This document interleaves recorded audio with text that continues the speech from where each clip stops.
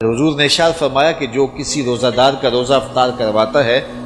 تو اللہ تعالیٰ روزہ دار کے اجر کو کم کیے بغیر اتنا ہی اجر روزہ افطار کروانے والے کو عطا فرماتا ہے۔ تو صحابہ نے عرض کی یا رسول اللہ، ہم میں سے کچھ ایسے لوگ ہیں کہ جو روزہ افطار کروا نہیں سکتے، اتنی طاقت نہیں رکھتے کہ ہم روزہ افطار کروائیں تو پھر یہ ثواب ہم تو نہیں پا سکیں گے۔ تو حضور علیہ السلام نے فرمایا لازمی نہیں ہے کہ تم سیراب کر کے کسی کو کھانا کھلاؤ یا پانی پلاؤ،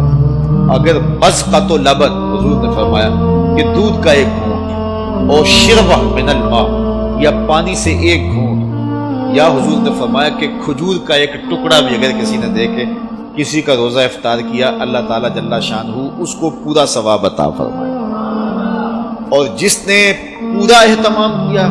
کہ اس کو صحیح افطاری کروائی، اس کو سیراب بھی کیا، اس کو رجایا بھی، حضور فرمایا اللہ تعالیٰ قیامت کے دن میرے ہاتھوں سے اسے حوض کوثر کا جام نصیب کرے گا، اور فرمایا کہ وہ حوض کوثر کا جام جب اسے ملے گا اور وہ پی لے گا تو رسول کریم نے ارشاد فرمایا کہ جنت میں داخل ہونے تک حشر کا سارا دن جو 50,000 سال کا دن ہوگا تو میں اس سارے دن اس کو پیاس نہیں لگے گی۔ تو یہ ماحول پیدا کریں، لازمی نہیں ہے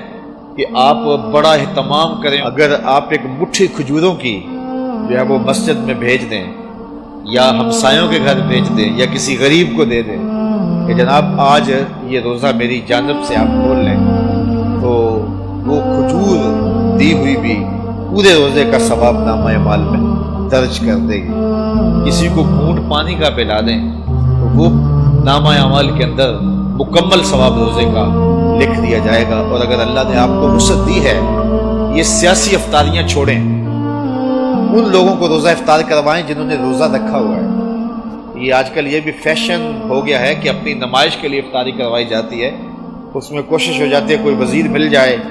کوئی MNA صاحب مل جائیں، کوئی MPA صاحب مل جائیں، کوئی آفیسر مل جائیں، اور اس بہانے سے ان کی دعوت کا موقع۔ اور میں کہتا ہوں کہ یہ اکثر ان کا روزہ کھلوایا جاتا ہے جنہوں نے روزہ رکھا ہوا ہی نہیں۔ وہ دوپہر کو بھی کھول کے آئے ہیں، وہ صبح بھی کھولا تھا انہوں نے، اور اب بھی وہ بیٹھے ہوئے ہیں، اور ہنسی آتی ہے کہ روزہ رکھا ہوا ہی نہیں، وہ انتظار کر رہے ہوتے ہیں کہ ذرا اذان ہو جائے۔ تو یہ سیاسی افطاریاں چھوڑیں۔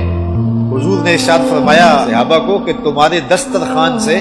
سوائے متقی کے کوئی نہ کھائے، یعنی متقی تمہارے دسترخوان سے کھائیں۔ اور یہ کسی بندے کی خوش بختی ہوتی ہے کہ اس کے دسترخوان سے کھانے والے متقی ہوں، پرہیزگار ہوں۔ تو آپ اللہ کی مخلوق کو دیں اگر کوئی بھوکا ہو، لیکن اگر دعوت کرنے کا شوق ہو تو کسی فقیر آدمی کو، کسی غریب کو، کسی مسکین کو، یار جو یعنی ایک کونا کاٹ کے جو ہے وہ لیگ پیس سے باقی پھینک دے گا، اسے کیا قدر؟ وہ جس غریب کو کبھی کچھ ملا نہیں، جب اس کو کھلائیں گے تو اس کی روح بھی دعائیں دے گی، اس کا دل بھی دعائیں دے گا، اور اللہ کی رحمتیں تمہارے اوپر نازل ہوں گی۔